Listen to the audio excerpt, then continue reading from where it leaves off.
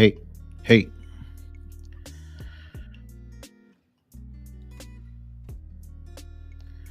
All right, all right, all right. Late night with BDD. I see Meredith Powell asking, is this really happening? Because I can't sleep and needed a break. Yes, indeed. It is happening. Welcome, welcome, welcome, Meredith, and welcome all to another episode of Late Night with BDD. I'm your host, BDD, aka Brooklyn Dad. Welcome, you guys. I hope you can hear me. Let's see. There's Tina G there. I see it. Tina G, Bernadette, JRP Music Official, and Laurie Donahue was first in the room. Veronica Tello is here. Jetstar. Dana from Jersey is a long time no see. Dana used to be here for every show, and now she's found greener pastures to listen to. What's up, you guys? It's Tuesday night. It's usually I like to do this thing on Monday, but for whatever reason, I couldn't get my act together last night. So I hope you do forgive me. Let's catch up briefly. Monique Lee, what's up, my friend? I see the Trump Reaper is here too.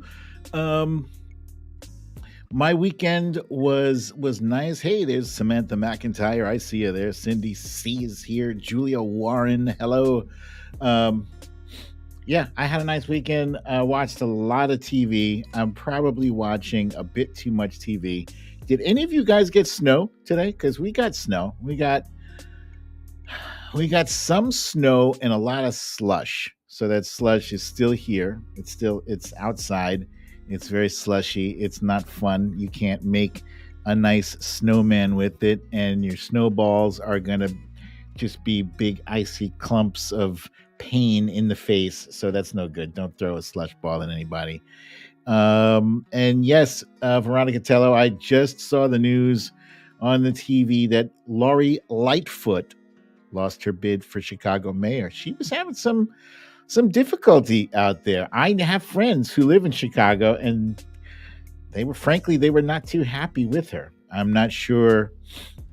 I don't really follow Chicago politics that tightly.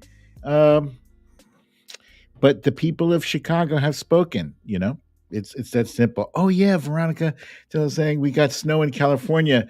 You got a lot of snow. I saw 10 feet of snow.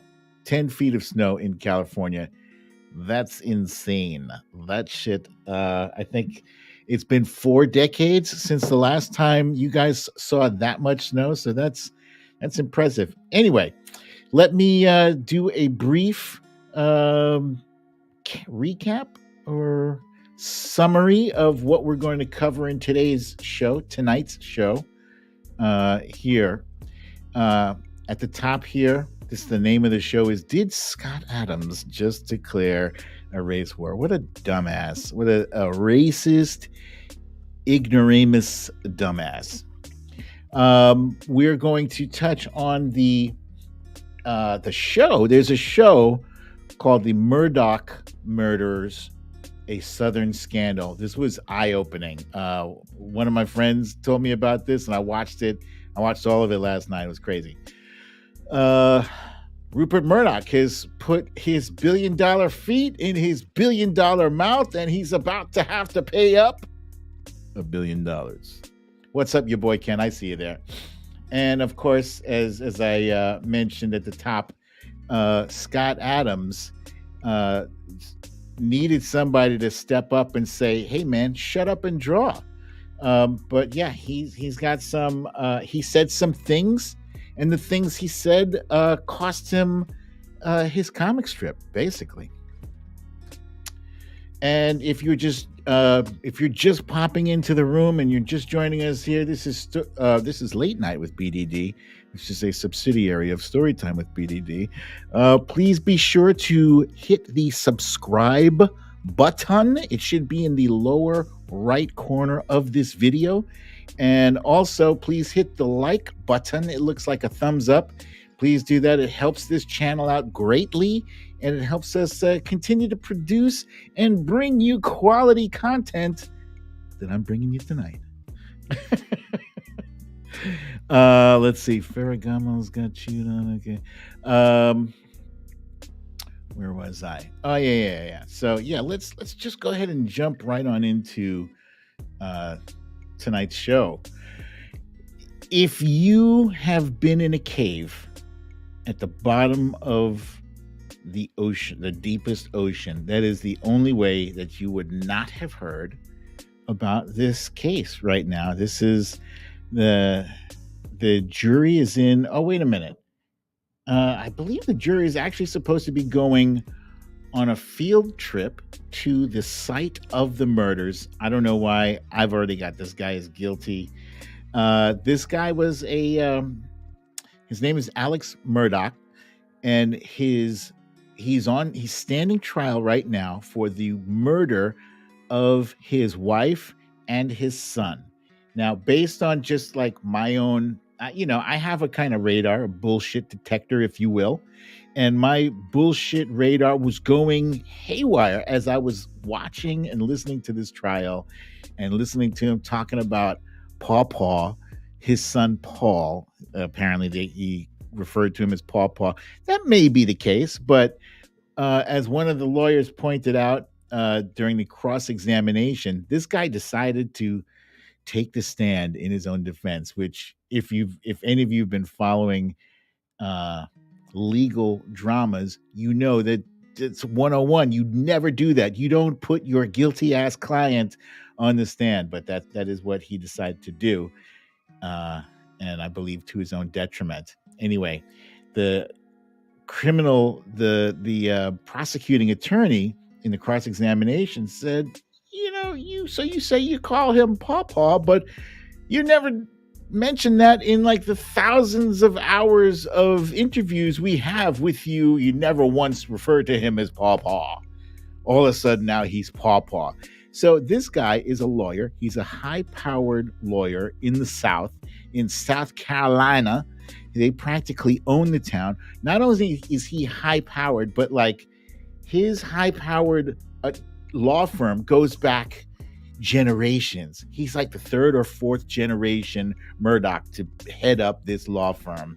And he plies his kids and other people's kids with booze. And basically, whatever they say in this town goes. Their money stretches long, deep pockets. So there he is right there. That's what he looks like now. And on the right, there is Paw, his alcoholic son. And I say his alcoholic son, not as a slam against the deceased, but this is how he was described in this Netflix documentary. I'm not going to, there's no way I can spoil this for you. It's a deep dive into all the bodies, all of the bodies. I'm sorry for laughing at him, but it's more than just his wife and his son. It's like a friend of the family. There was the housekeeper. There was some random guy that was connected to his older son, Buster. I mean, bodies. So this documentary tells the story of a family of privilege. And I was floored.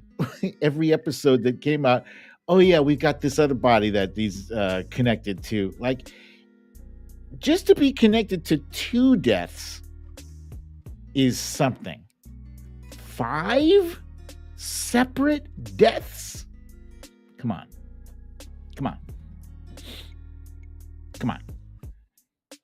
Not buying it for a second. So yeah, his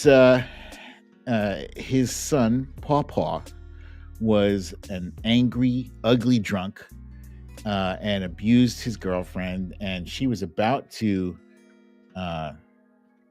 dump him. She was about to break up with him on that fateful day when her best friend died in a tragic boat accident in which he was driving because he insisted on driving despite everybody saying don't drive that boat, don't drive, we'll send you home in an Uber, I'll drive you home myself. No, I'm driving my goddamn boat, and that's what I'm gonna do. Hey, what's up, Peter? Is a boss. I see you there, my friend. I see you. And hello, Mary Hampton. Okay, she's got to get to school in the morning. Ta-ta. Anyway, this is quite an eye-opening documentary. I highly recommend it. It's only 4 episodes, and you're just gonna be like,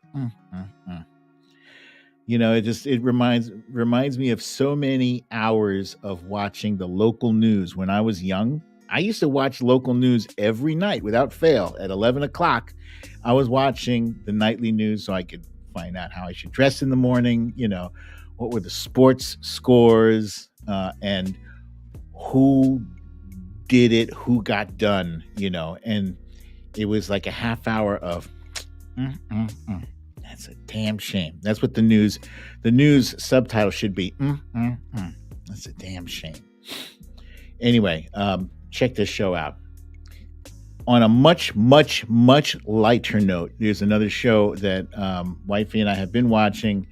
This is on Apple TV, and it's called Shrinking, and it stars Jason Segel is the guy, the seated guy, and of course, Indiana Jones himself, Harrison Ford, is in this, and I didn't know he had comedic chops. Harrison Ford is funny in this show. It's a very good show. And when I say it's funny, this show was created by some of the same people who worked on and starred in Ted Lasso. You guys know Ted Lasso. It's an Emmy Award-winning hit show. The guy who played Roy Kent is one of the executive producers on this show, Shrinking. And Shrinking is about therapy, which you wouldn't think is like, funny subject material, but actually it is. On the screen right now, this is a scene that we just watched tonight from episode, I believe this is episode 3, where this big, lovable lug of a guy, Jason Segel, plays a therapist who is broken. His life is broken. And when I describe what the plot is, basically his wife died.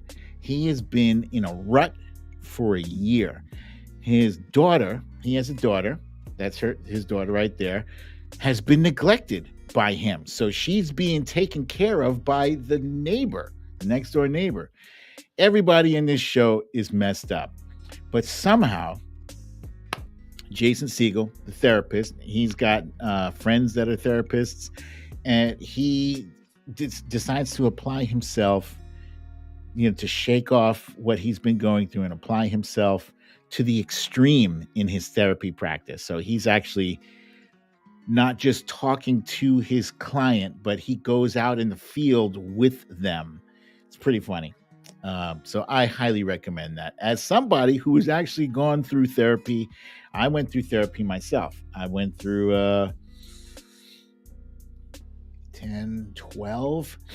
about 12 years of therapy, come to think of it. Yeah, 12 years from 2003 until 2015. I want to say almost 2016. Very long time. In fact, I was going so long that my therapist had to trick me into not seeing her anymore, but yeah, I highly recommend it. Therapy is great, not just for people who are going through shit, but if you're driving a car, right, your car is going to require some maintenance, a checkup every once in a while. That's what therapy is. It's like that every once in a while checkup. It's wonderful. It's wonderful. Wonderful. Hello, Sherry Scary. I see you there. Okay, so that is that for Shrinking. And just a quick reminder for those of you who have just joined us, this is Late Night with BDD, a subsidiary of Storytime with BDD. If you enjoy this content, just stay put. Don't go anywhere because we got more. We got more coming right up. But make sure you remember to subscribe to the show and hit that like button. And I'm proud of myself for saying that, reminding myself to say that during the show, because I've been neglectful the same way Jason Segel was neglectful of his daughter. I was neglectful in doing this thing that all YouTubers do. Every YouTube show I watch, like they're always saying subscribe and like, so please do that. Okay. Next up, raise your hand if you are sick and tired of the lies being spewed by Fox News. Yeah, straight up. I am sick and tired of Fox News. It's a lie factory. I think it was Jim Acosta that called it Bullshit Mountain. Or wait, maybe that was it Jon Stewart? It was one of the greats. One of the greats called Fox News Bullshit Mountain. And it is about to be chopped down a bit, maybe, perhaps. But we just learned yesterday that Rupert Murdoch himself may have been ultimately responsible for the downfall of Fox News, as he admitted under oath that that his anchors, the people that he puts out there night after night to lie to his viewers' faces, that they knew damn well that the big lie, the big election lie, was all a lie. Yeah, that's basically what the whole Dominion, this is the Dominion lawsuit. And there's still another lawsuit pending. Smartmatic, I believe, is the other company. And Fox News made the mistake of, hey, Watcher Soko said Jon Stewart just followed her. Make sure that's the Jon Stewart and not the Jon Stewart that's the other Jon Stewart. Not to burst your bubble, but yeah, I got excited about that too myself. So it's a defamation lawsuit. You know, they basically, Fox News in their commentary did more than insinuate that Dominion's voting system machines were rigged, which is something that could, basically put their company out of business. They could make them go bankrupt. So they're like, fuck that. We are suing your asses, and sue they did. And they had such a great case to go with because all of their anchors lied. And then under the pressure of, not wanting to lie under oath, they all basically told on themselves. They all told on themselves, including Rupert Murdoch. So I am happy to see. And what was interesting was there was one line of questioning from one of the lawyers when they were trying to get down to the bottom of who knew what and who lied about what. They had to nail Rupert Murdoch down. He was trying to be cagey, and they were like, what about Maria Bartiromo? And he's like, oh yeah, she lied too. What about Tucker Carlson? Oh yeah, well he did. And what about Laura Ingraham? And then one by one, they kept Lou Dobbs, Sean Hannity, everybody. This is fucking hilarious.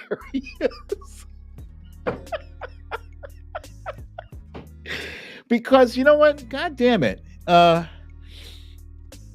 Rupert Murdoch doesn't just run Fox News, but he runs the New York Post too. And the New York Post is trash. It's been trash. Speaking as a native New Yorker, the Post is trash. Hey, Scribble My Dibble is here? Oh, there she is. Hey, that's my sister, Scribble My Dibbles. Yeah, so I'm happy to see that Fox News is in a bit of legal peril, and I hope it continues. I seriously hope that that they get sued so much that they have to close up shop or become something else. I want to see Fox News become either a parking lot or a TV channel dedicated to science. I want to see that dedicated to teaching about the harms of climate change. Like just two billionaires get together, put your money together, buy Fox News, and turn it into that, huh? You guys, the billionaires that are in charge of Starbucks, instead of doing a vanity project like running for president and that you have no chance of winning, put your money to some good, long-lasting use. Buy Fox News. Buy it right out from underneath Rupert Murdoch and turn that shit into a 24/7 climate change channel. Do that. That would be beautiful. I love it so much. I will love it. Now, what I do not love, we're going to segue into this whole race war discussion. Race war! The other day, actually, it was last week. It was Thursday. Thursday that Scott Adams, for those of you who don't know, it's understandable if you didn't know. Scott Adams is the creator of a long-running comic strip known as Dilbert. And Dilbert is, a nerdy dude with glasses and a tie that curls up. Oh, wait, I can show you. He is right there on my shoulder right there. You see his tie curling up there. That's Dilbert. And it's not a very exciting comic strip. It's kind of dry or whatever, but it was cute. I'm more of a Peanuts guy myself. Peanuts or The Far Side. I enjoyed watching The Far Side. Anyway, Scott Adams, I have been aware of on Twitter because he's got right-wing views. And I thought when I first saw him expressing himself, I was like, yeah, okay, whatever. Everybody's got their thing. Bruce Willis is a Trumper, but I still love Bruce Willis's movies. If Die Hard were to come on right now, I'd sit down and watch that shit. I would. Sylvester Stallone, he's a Trumper. I'm thoroughly enjoying the show Tulsa King. I can separate. I don't give a shit about, but in the case of Dilbert, like, you're a fucking comic strip creator that wasn't that many people all weren't loving your shit. It's not like you're Charles Schultz. If I were to find out, God forbid, that Charles Schultz, I think he passed, but if I were to find out that he was like a Nazi or whatever, I would be heartbroken. That would be crushing. But Scott Adams, you're not so important that people can continue to overlook the crazy shit that you say. So this guy, let me just advance this. This guy here, he saw a poll, a Rasmussen poll. You guys remember Rasmussen, the Rasmussen polls? During the Trump administration, every other day, Donald Trump was bragging about having 50 or 51% approval from this Rasmussen poll. And this stupid thing. He was bragging about it, and like, Rasmussen was the outlier. They were one of the least reliable polls that were out there, and he was bragging about getting a 50% approval rating from them. Anyway, Scott Adams took a Rasmussen poll, or saw a Rasmussen poll, and the question, well, let me just play you guys this video that he recorded. Nobody asked him to record this video, by the way. He did this of his own accord, without anybody, that's how you know this guy doesn't have anyone in his corner, because he just went out there and did it, and nobody said, "Hey, Scott, don't do that, don't post it." And so here it is. So if nearly half of all blacks are not okay with white people, according to this poll, not according to me, according to this poll, that's a hate group. That's a hate group. And I don't want to have anything to do with them. And I would say, based on the current way things are going, the best advice I would give to white people is to get the hell away from black people. Just get the fuck away. Wherever you have to go, just get away. Because there's no fixing this. This can't be fixed. Right? This can't be fixed. You just have to escape. So that's what I did. I went to a neighborhood where, I have a very low black population. Because unfortunately, there's a high correlation between the density. And this is according to Don Lemon, by the way. So here I'm just quoting Don Lemon when he notes that when he lived in a mostly black neighborhood, there were a bunch of problems that he didn't see in white neighborhoods. So even Don Lemon sees a big difference in your own quality of living based on where you live and who's there. So I think it makes no sense whatsoever as a white citizen of America to try to help black citizens anymore. It doesn't make sense. It's no longer a rational impulse. And so I'm gonna back off from being helpful to black America because it doesn't seem like it pays off. Like I've been doing it all my life, and the only outcome is I get called a racist. That's the only outcome. It makes no sense to help black Americans if you're white. It's over. Don't even think it's worth trying. Totally not trying. And all right, enough. Enough. There's so much to unpack there. But okay, first of all, he said he spent his whole fucking life. He spent his whole fucking life helping Black America. Black America. He was helping Black America. Maybe maybe the problem is that you see that there's a Black America, or maybe not. There's a Black Twitter.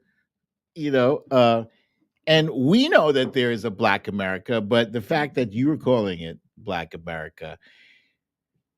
Anyway, he said he's been helping Black America his whole life, and they call him, and all he gets is them calling him racist. Well, my brother, if that's what your outcome is, you are doing it wrong. Straight up, because look, I am quite proud of the fact that I've had a very diversified social experience throughout my entire childhood. And I lived when I was young, little, when Scribble My Dibbles and I were little, when we were just, in elementary school, kindergarten, we lived in the Bronx, right? But the Bronx, there was everybody. There was Latinos, Black, Asian, white, everybody was there. And even then, when we moved to Washington Heights after that, and we still had that very, very integrated, melting pot. The Big Apple melting pot experience is what we had. We had that. So I've known and loved white people my whole entire life, and we have some shitty Black people and we have some shitty white people. We didn't discriminate. We loved whoever it was that we loved, and we hated whoever it was we hated. But it had nothing to do with the color of their skin. But Scott Adams, boy, let me just also address the comment that he made about Don Lemon. So he's completely taken that shit out of context. Don Lemon made a comment about litter. He was talking about the fact that there was almost no litter in the white neighborhood that he moved into. And he was criticizing the Black neighborhood that he had black neighborhoods that he had lived in. That's it, and it was an observation. And yeah, okay, that's valid. I've seen the same thing, seen the exact same thing. Plus, I've also been it's been the opposite too. I've been in some other white neighborhoods that weren't so well kept. But that's besides the point. Let's get back to this poll that Scott Adams got all up in his feelings about, right? There was a Rasmussen poll, and I had to look this thing up. Oh, the poll, there was a question, and the question was, is it okay to be white? When I saw that, I was like, what? What? Is it okay to be what? Yes. Yes, it is. It's 100% okay. If you are white, it's okay to be white. There's nothing controversial about that. However, it was intended to be controversial.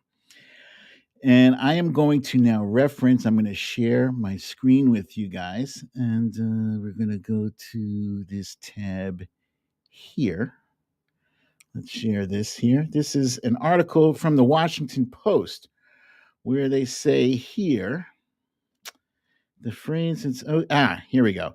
The phrase, it's okay to be white, was popularized in 2017 as a trolling campaign meant to provoke liberals into condemning the statement and thus, the theory went, proving their own unreasonableness. White supremacists picked up on the trend, adding neo-Nazi language, websites, or images to flyers with the phrase. So, Rasmussen took that trolling poll, and it was meant to be taken seriously at face value. When I first saw this, I was like, why the fuck are you guys asking people if it's okay to be white? Huh? I wish somebody would come up to me and say, is it okay to be black? Man, it's ridiculous. So ridiculous. It is the equivalent of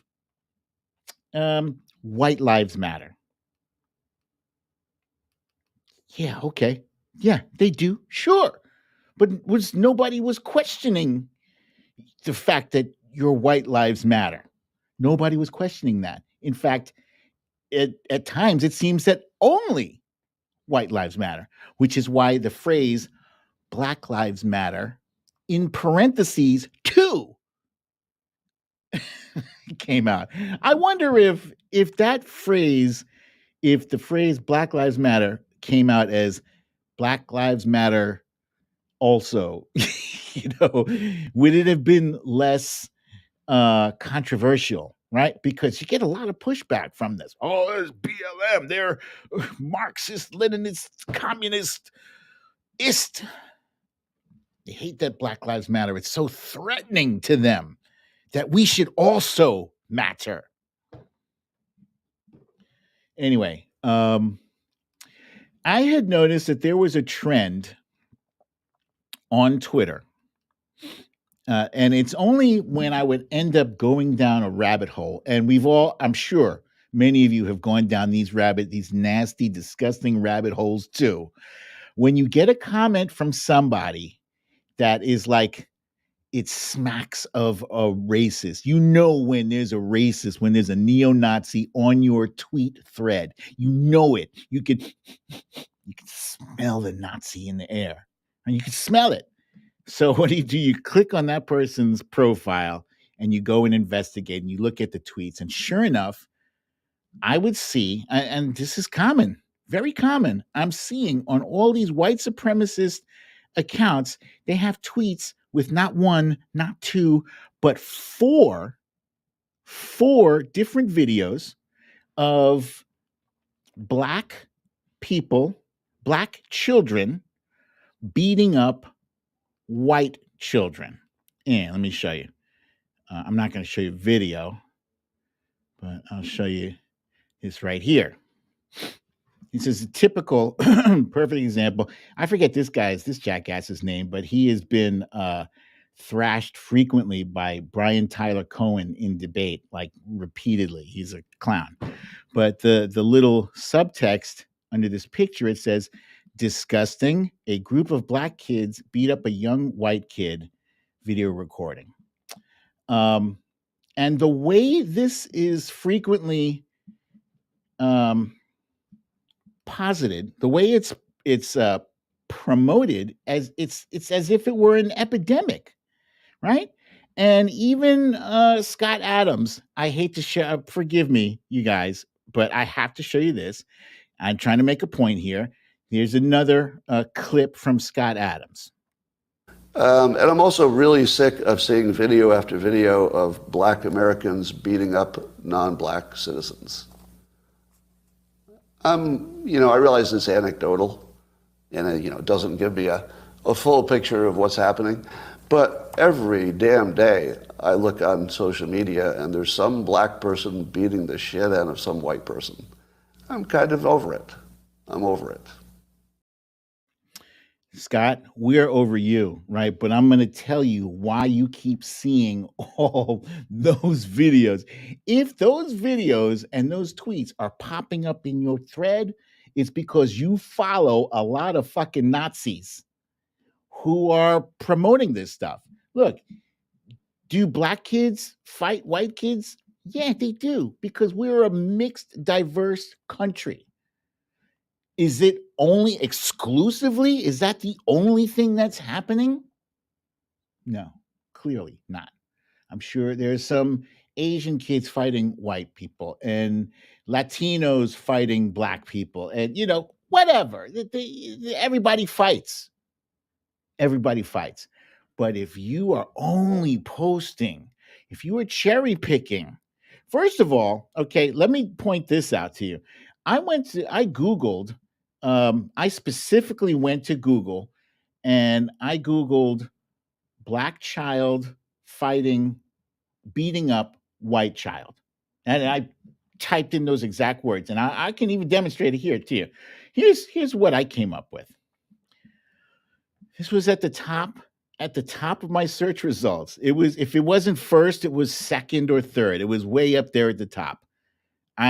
There was only one instance I found in my Google search results of black kid fighting a white kid. Here's what else came up. Isn't this a bundle of adorableness? These were two best friends who decided to trick their teacher by getting identical haircuts. Huh? Beautiful. This was beautiful. Yeah. These kids are not fighting. No. And let me just see. Yeah, it was Google. Hold on. Black kids beating up white kids. Let's see. Oh, that's different. I got it this time. Let's see. Yeah. All right. This time I did get some results on my other browser. For some reason, I didn't. But here, let me share this to you, because I'm not about hiding anything. Let's see. Share this. Share this. Share this. Okay. Yeah. So we've got some results there. There's that Jagoff. There's 1, 2, 3, 4, 5, 6. There was one really disgusting one on a school bus. I'm sure you've seen it right now, because it wasn't just on neo-Nazi threads.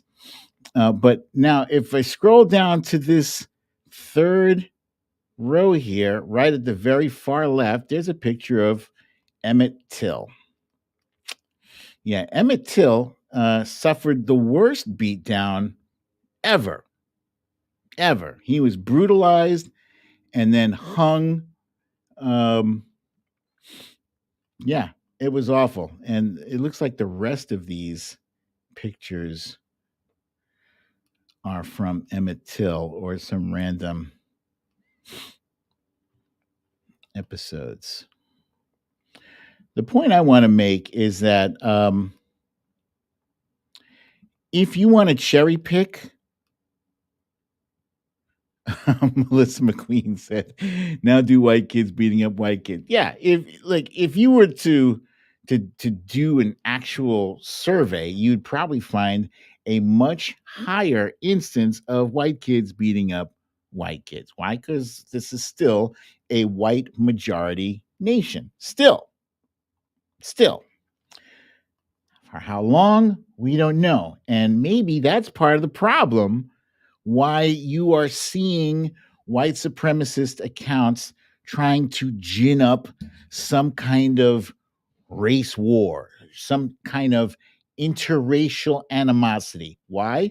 Let's take a look at this right here. Oops. Let's take a look at this here.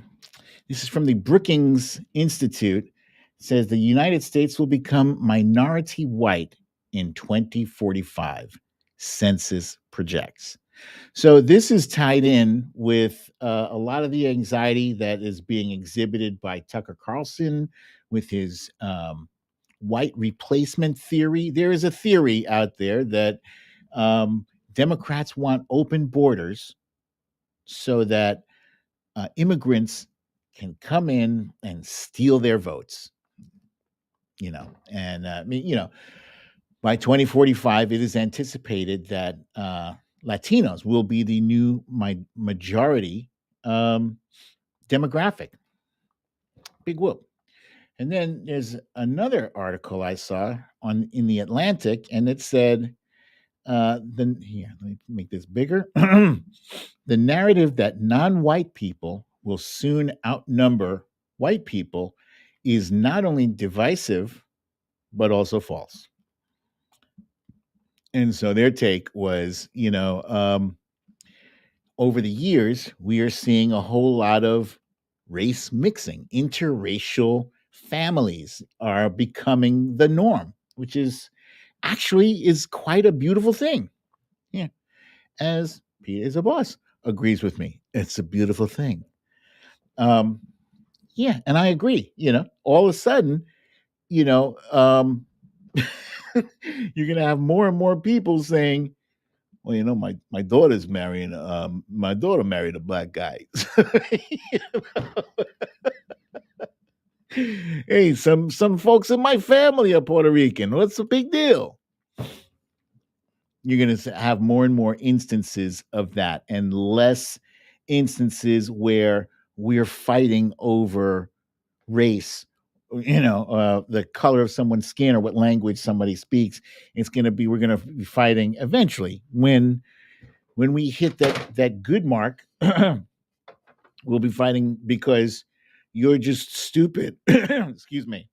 You're an idiot and I'm not. Eventually.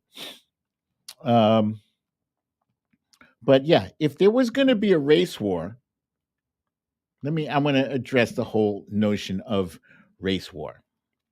If there was going to be a race war, it would have been when sites like this black man with his back all scarred up from being whipped repeatedly. If there was going to be a race war, it would have been around then, right? This was during the slavery days. It's fun. There's a line I think Leonardo DiCaprio's character says, like he said he couldn't understand that that blacks outnumbered whites by so much, and still they allowed themselves to be treated and mistreated the way they were. If there was going to be a race war, it would have been during this time, maybe when cops were sicking dogs and spraying on black people and spraying them with fire hoses, refusing to allow them service in a restaurant. forcing them to sit at the back of the bus, forcing them to use a different bathroom or to use a different water fountain. If it was going to be a race war, it would have happened around then. If there was going to be a race war, it would have happened when our Black Power brothers, the Black Panthers, were armed and ready to use their weapons by any means necessary. If there was going to be a race war, it would have happened then, wouldn't it? Huh? You can even go as recent as incidents like the Howard Beach incident. I don't know if you guys might not remember this, but this was in the late 80s when a group of white boys chased a black boy into traffic and he died. If there was going to be a race war, it would have erupted from that, but it didn't. The fact remains that, yeah, we still have some things that we disagree on, right? We still have racism is still there. It is still embedded in the foundation, in the bedrock of this nation, in the systems. Racism is a system that systematically deprives people of color from privileges, from access because of the color of their skin. It's as simple as that. So racism still does exist, and in much smaller, not insignificant ways, but in our interpersonal experiences. Yeah, okay. Occasionally, you get into a fender bender with someone, and you'll find out that she's a wicked, evil Karen. Karen with a Q. Not to be confused with our good Karens. We have good Karens there, but you'll find out that when people get pissed off, they tell you exactly what they're thinking in the darkness of their hearts. When that N word gets whipped out, like a race card, it's just the reverse race card. Yeah, and racism still exists because politicians are able to wield it as a weapon to keep us separated. Yeah. There was a time when Lyndon B. Johnson said, "Give me the poorest." Why did he say something about give me the poorest man? Hang on. Let me just Google this because I don't want to mess it up. Poorest white man, LBJ. If you tell the poorest white man that he's better than a black man, he'll poorest white. Hang on.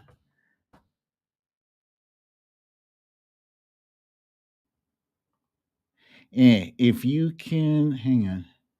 If you can convince the lowest white man he's better than the best colored man, he won't notice you're picking his pocket. Hell, give him somebody to look down on, and he'll empty his pockets for you. Yep.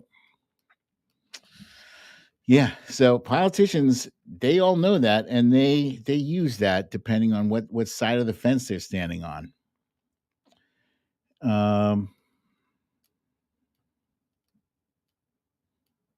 I'm trying to get let me get a look at some of these comments here. I see some folks saying they used to be racist and they've changed their ways.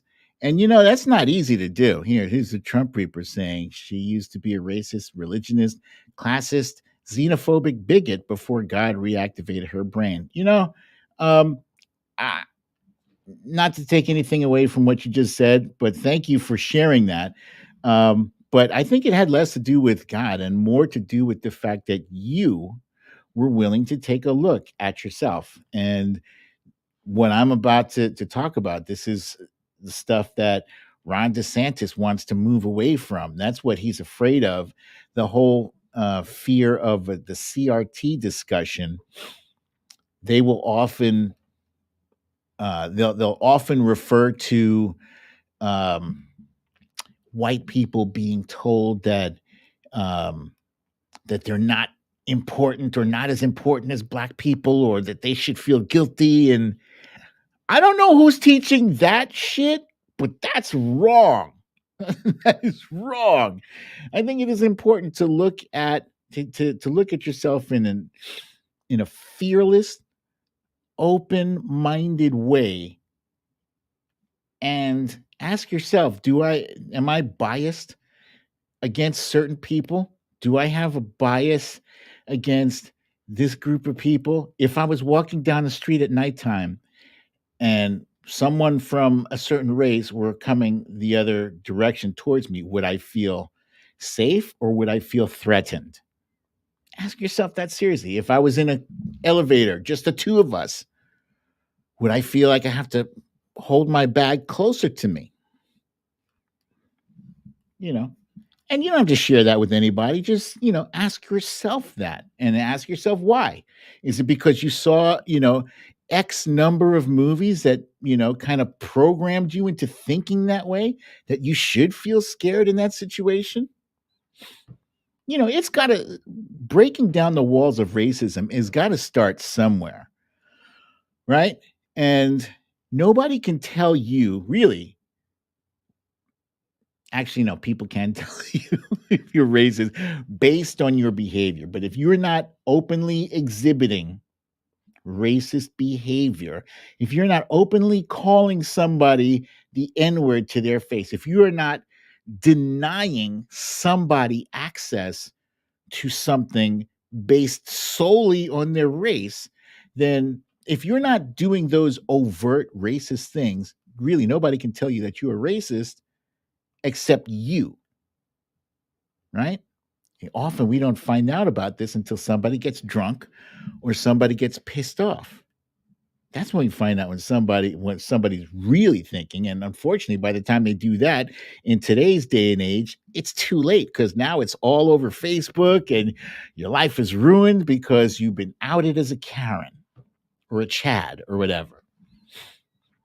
But if you take a fearless moral inventory the way our friend the Trump Reaper did, and I'm impressed by that. I'm impressed that you came out and admitted to that. That takes a lot of guts and courage, and I respect you even more for saying that. That's powerful. It's quite powerful. And really it's only you that can figure that shit out. And one at a time, if we examine ourselves and we look inside and say, you know what, I have some fucked up ways of thinking about certain people. I need to get better with that. That's all. That's all. It doesn't have to be about canceling somebody. Sometimes people deserve to be canceled. Let me see. Excuse me. Not canceled, just held accountable. Right? They say it's not about cancel culture, it's consequence culture. Whatever. But even in that instance, right? Everything does not have to result in turning somebody's life upside down to prove a point, to teach them.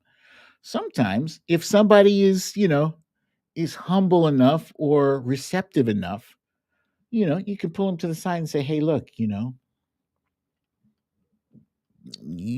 need to be speaking to people like that. Did you hear what you just said? Do you really? Is that how you want to be viewed in walking through life like that? Is that how you want to be remembered? Um, and people should start acting as though there are as though there are phones recording all the time. Just act like that. Okay? You don't want to be known as racist Karen, then don't say racist Karen things. You would think That's common sense. That's easy. But there are people who live in isolated communities where amongst themselves they're too easy to say the N word. Man, I was talking to this. You were talking to this what? You were talking to this what? Excuse me now? What? These things will fly off the tip of their tongue so easily. They've said it a dozen times if they said it once.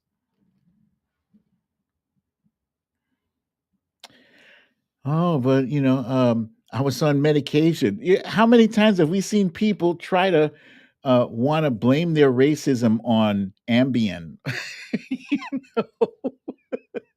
or alcohol? I'm sorry. Look, I used to drink almost 20 years ago. I used to drink and smoke weed and crack. I did crack too. Never made me racist. Nope. Did not make me speak out against my fellow man, regardless of their color, religion, or creed.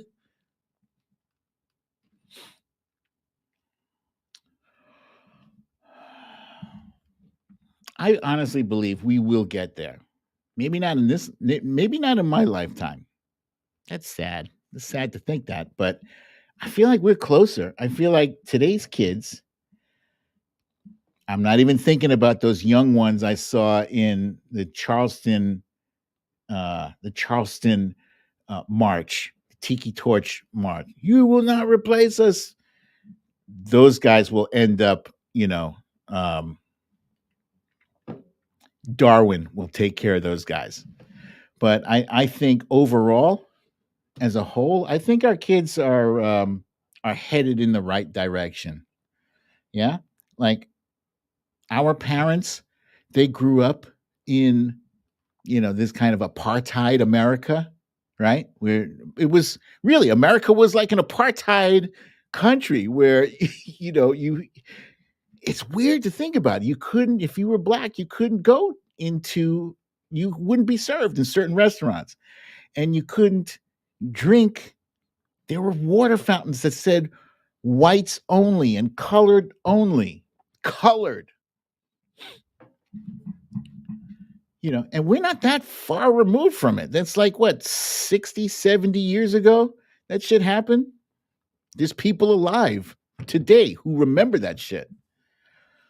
So, I like to think that our parents came out of that and we learned from their experiences, and our kids were born into a better world, not a perfect world, but just a better world. And their kids might get it. Our grandchildren, maybe our grandchildren gets it.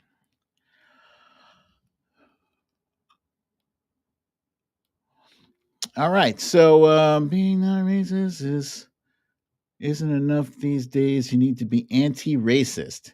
This is Watcher Soko saying, being not racist isn't enough these days. You need to be anti-racist. I've seen that somewhere before, and that's excellent, actually. That's quite excellent. Thank you for that. Thank you for sharing that. Ooh, Asmila J with dropping a jewel here. Don't act like there's a camera.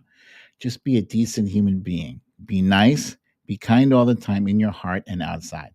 That is such a pleasant comment from you, Esmila J. Sadly, some people don't have that even as a bare minimum. So that's why I said act like there's a camera, because eventually they say if you act as if, become as if. Some people don't have the capacity to do so. Foxhill Dream saying, watch commercials these days and see how different they are, thankfully. Yeah, I have noticed that myself, and pleasantly. I have noticed pleasantly that the difference now, the diversity. Unfortunately, as we're noticing it and we're thinking that this is a good thing, I've gone down those rabbit holes on Twitter, those racist, neo-Nazi rabbit holes, and they're complaining about the commercials. Yeah, we'll get there eventually. Becky says here in Illinois, we had segregated towns until what? Holy shit! What? What? Until 10 years ago? That's weird, Becky. Come on, Becky. 10 years? I'm finding difficulty believing that, Becky. Thomas Warlinski. Am I pronouncing that right, Thomas? I feel like I said your last name before, and I think I got it right. That's what terrifies the GOP the most. The kids know they are lying to them with a click of mouse. Yeah. And that is why DeSantis is focused on this is so obscene and absurd that DeSantis is focusing his energy and attention on banning books, and not just banning books, but also banning Black history being taught. It's weird. It's weird. Oh, Becky says Culp, Illinois.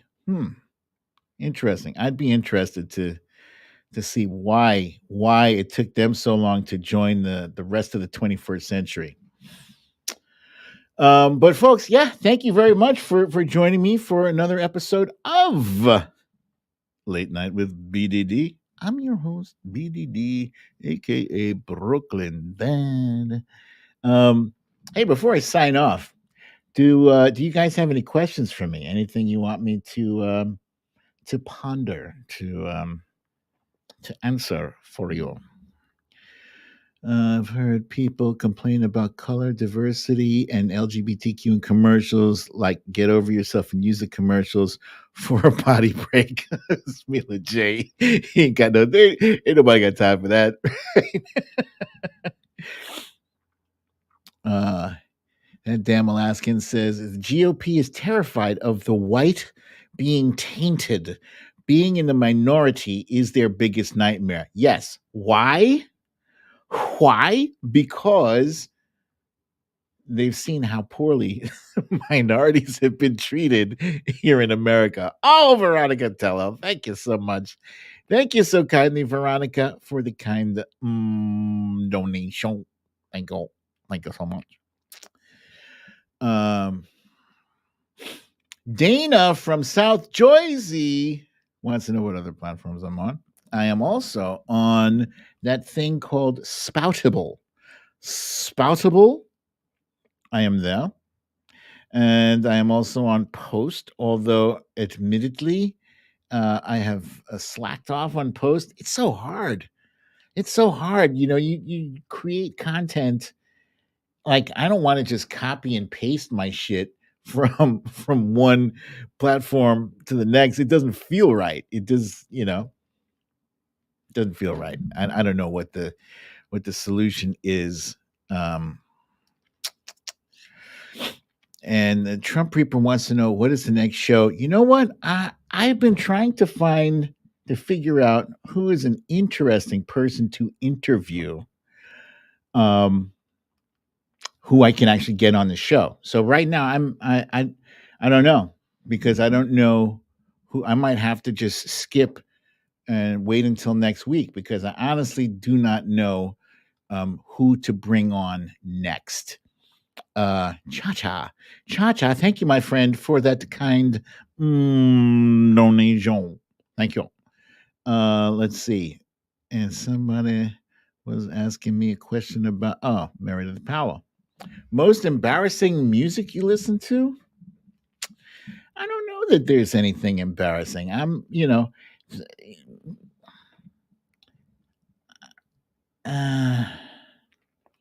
I love Olivia Newton-John. I don't know if that's embarrassing, because if it was embarrassing, I'd be ashamed to admit it here.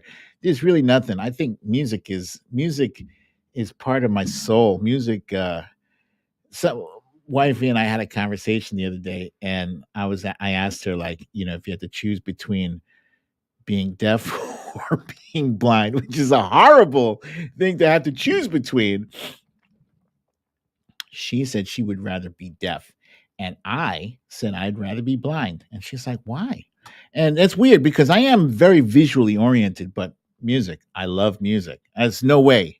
There's no way I'm giving up music. Like, I've lived 54 years with my eyes. I know what things look like. I've seen some beautiful sunsets, but music, I don't think I could live without music. Seriously, that would really crush me if to lose the hearing. So, with that said, there's no embarrassing music for me, I don't think. Oh, here's another one. Worst movie ever. Hmm. Hmm. Wifey and I were watching this movie called The Beast, and I love Idris Elba. Hated this movie. We couldn't finish it. We were like 25 minutes in, and I looked at her and I was like, I can't. I can't finish it. And for me to not finish a movie, the only other movie that I saw, which I think was worse, there were two other movies. She's the Man, I saw, and Big Mama's House 2 was vile. It was just an assault. Ugh, ugh. Was it 2 or 3? I don't remember. Might have been 2. But yeah, those were bad. Um,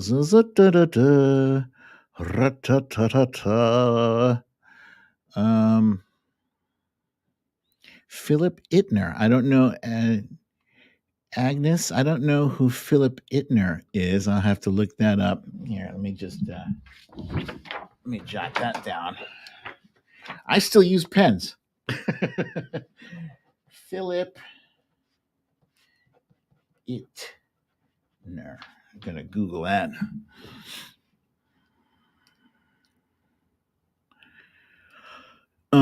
Do I sing in the shower? Yes, I do. Actually, I play music.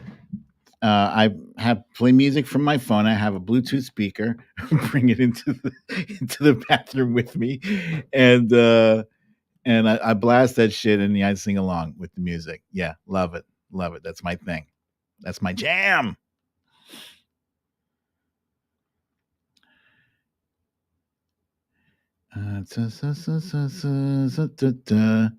Trump Reaper is a jazz vibraphonist. Well, I didn't even know what a vibraphone is, but that sounds very cool.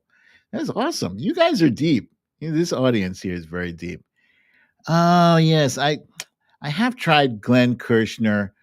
Um, we were this close. I was this close to having him back in June, but then my schedule was crazy. His schedule was crazy, so we missed. And then I tried reaching out to him again, but I guess he's busy these days. Did I hear Lauren Boebert is going to be a grandma? God God help that child. Really sorry to hear that. That's terrible. So General Putnam, you probably missed it, but I did have Texas Paul on the show before. He's a great guest, very knowledgeable. I love that guy. Love him very much. Actually, my past month of guests have been very intriguing. BDD, most songs are album by someone you love. That would probably be Elvis Costello. Elvis Costello, I think I have about 20 of his albums. 20. I don't own more albums by any single artist. After that would be Prince, and then after that would be Spoon, only because Spoon, hasn't had a chance to build up its catalog yet, but they're getting there. I love Spoon. Dan Alaskan says I have to watch The Whale. I do want to see that. Brendan Fraser looks incredible, like almost unrecognizable in that. Ghost Story on Netflix is the worst one that Esmila J has seen. Oh, it's sad. Oh, sad. Sorry to hear that, because I was actually looking forward to seeing that too. Dang. Spoutable is actually pretty all right. I would be happier with it once they go to an app. Yeah. Oh, there's a little bit of good news here. One of the Tiki Torch warriors committed suicide to avoid drug trafficking charges. Karma's a bitch. Let's see.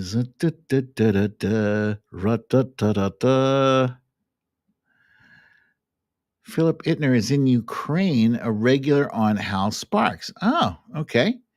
Interesting.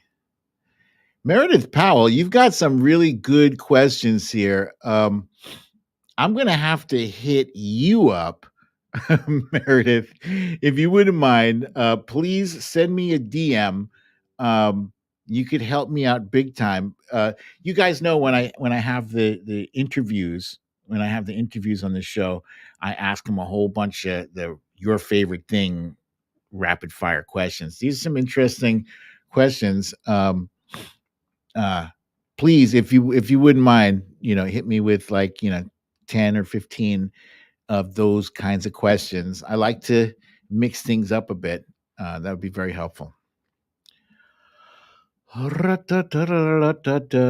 Cindy C. Yes, I have considered having Brian Tyler Cohen on, and I did some months back. I think it was back in May or June of last year. He's excellent.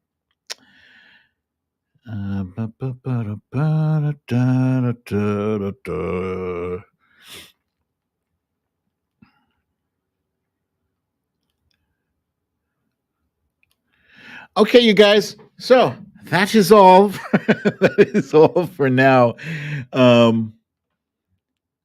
Thank you very kindly for joining me for another episode of Late Night with BDD. I'm your host, BDD, aka Brooklyn Dad. If you have not yet gotten your shot, what are you waiting for? Get your shot. Keep yourself and your family safe. Wear your mask. Keep your social distance 6 feet or better. And guys, enjoy the rest of your evening. I hope I was able to provide you with a little, little random entertainment, some infotainment, some whatever. I look forward to seeing you guys here on this channel. Different time. Possibly the next time. I love you all. Peace. Wait, I need my outro. There we go.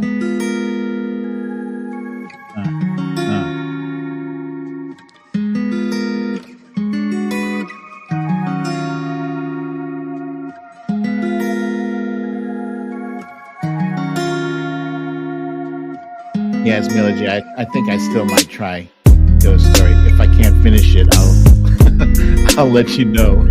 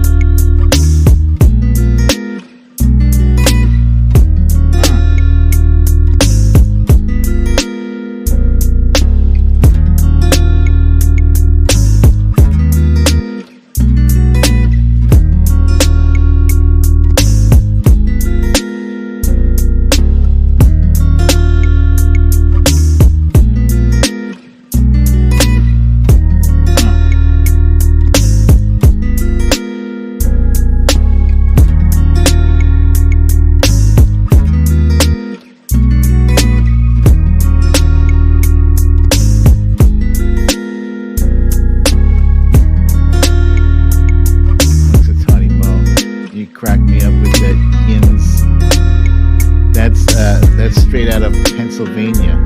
And yins is like y'all, I think, right? Yins. What's that other word? Pennsylvanians. Another word. It's like they have a bunch of words that are very specific to Pennsylvania. Cindy C recommending Carnival Row.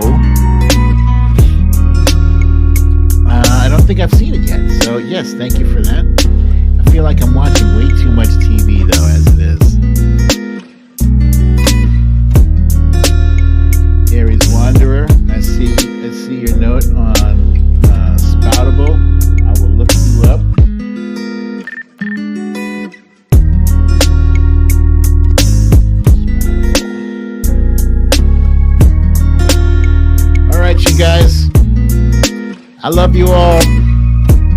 And you don't have to go home, but you can't stay here because